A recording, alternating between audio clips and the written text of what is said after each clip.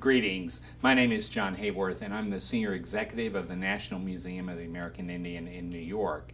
And I've had the great pleasure of being at the ATALM meeting in having a session called Be Prepared for the Worst: Emergencies, Disasters, Catastrophes, and Other Woes. You know, there's a lot at stake for tribal cultural organizations in the 21st century. As stewards of our material culture, archives, books, media, and records, we have an enormous caretaking responsibility and many challenges. How do we prepare for emergencies? How do we make sure that our collection care strategies anticipate significant weather events, fires, floods, and other calamities? It's not easy.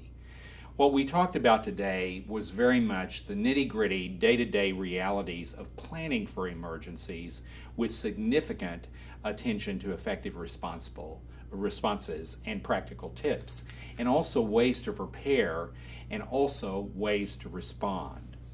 Being emergency ready is just as much a part of your work as your core programs in any tribal organization.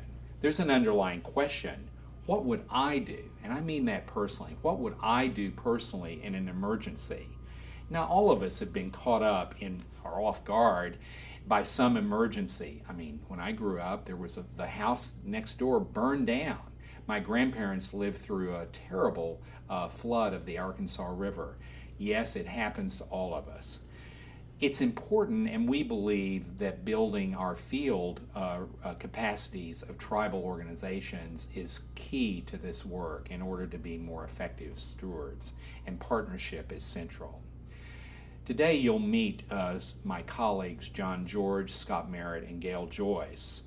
John George, in talking about issues that he has confronted at the tribal level, how do we address the day-to-day realities from a community's perspective? He asks us, and the clarion call he gives is, look at the priorities. Scott Merritt asks the question, how do we prepare for emergencies, and what are the steps to take, and what are the key resources? A key message that Scott gives all of us is that planning and partnerships are central to this work. And finally, Gail Joice asks the question, how do we make sure we are good stewards of native collections, and what skills are needed to be effective? She focuses on protocols. I'm going to give you the 4 P's: priorities, planning, partnerships, and protocols. It's important to the work. Now let me give you some practical tips for moving this work forward. It's very important that you get to know this information so you can do a better job in your own tribal community. Don't hesitate. Brief your tribal leaders. Network with other tribal organizations and with other museums and cultural institutions. Find out who your local, state, regional resources are. Who are the people that handle and can be responsive to you? Make your Rolodex and your address books. Get to know who are the people at FEMA that we can contact, who are the key people at the Smithsonian and other service organizations that we can contact in an emergency.